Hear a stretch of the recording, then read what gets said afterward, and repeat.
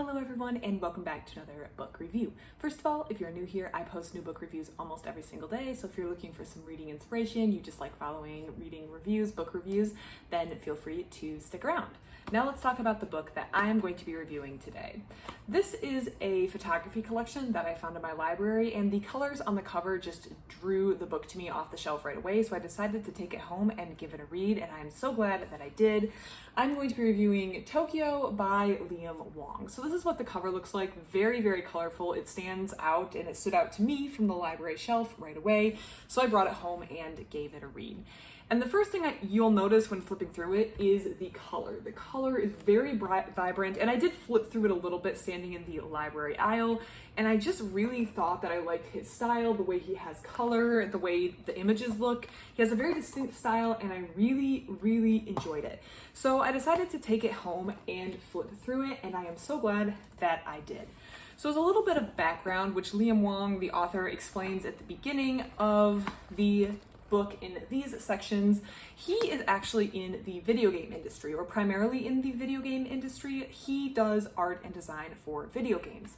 And he was in Tokyo. I believe he was promoting a game or some other trip that he had to be in Japan for, and he wound up going outside at night, and he just found himself falling into photography. Entirely self-taught, he was just capturing images with his phone at night, and he started to realize that there was a lot of overlap between what he was doing in the video game world and the art of photography. And self-taught, he kind of began doing this photography thing, and his skills expanded, and eventually it turned into this collection that we see right here in front of us. That video game influence I do find you can easily see in his photos, but I think that that skill lends his photos an air of uniqueness, and I really appreciate his eye. He does seem to have that artistic eye for photography that I feel like some people just do. And I don't have that eye, that's why I'm not a photographer. I don't have that eye for photography, which is the only way I can describe it, that some people simply do. If I had to hazard a guess, I would say that Liam Wong probably is just more artistic overall than someone like me, per se.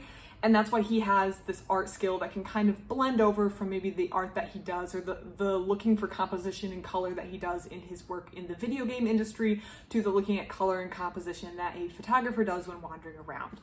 And his photographs are wonderful. They all seem to have this unique coloring scheme that I really, really like.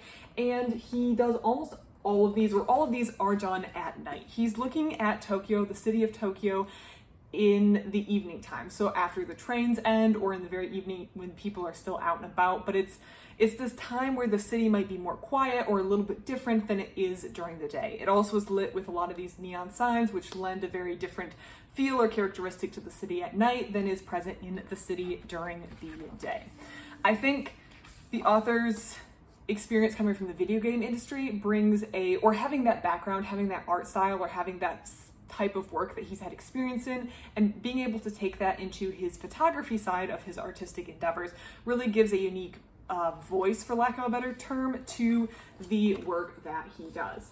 I just love flipping through it, and I think that this could be something of interest to a wide variety of people, maybe people who don't have any interest in video game or video game art, but also people who maybe do enjoy that style of art, or do enjoy video games, or just enjoy colorful neon pictures. I feel like this has a wide amount of appeal, and it's also a book that you're going to want to return to again and again and again, because the pictures are really interesting, and something about each picture makes you want to pick it up and look through it some more.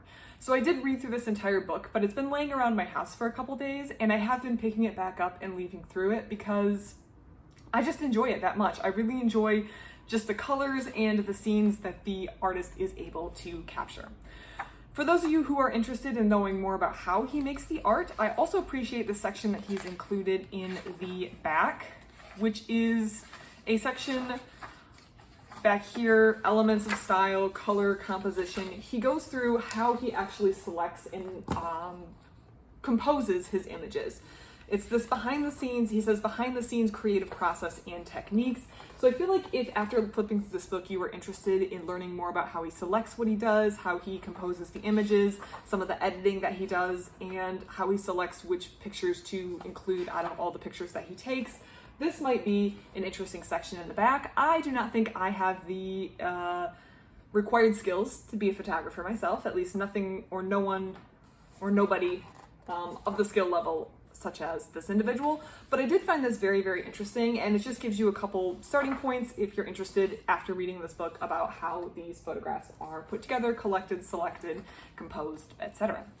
I love this. This is a highly rated book. I think if you like photography, if anything I said sounds interesting, if the images I showed seem interesting, then maybe consider checking this book out and giving it a read. I think you might enjoy it.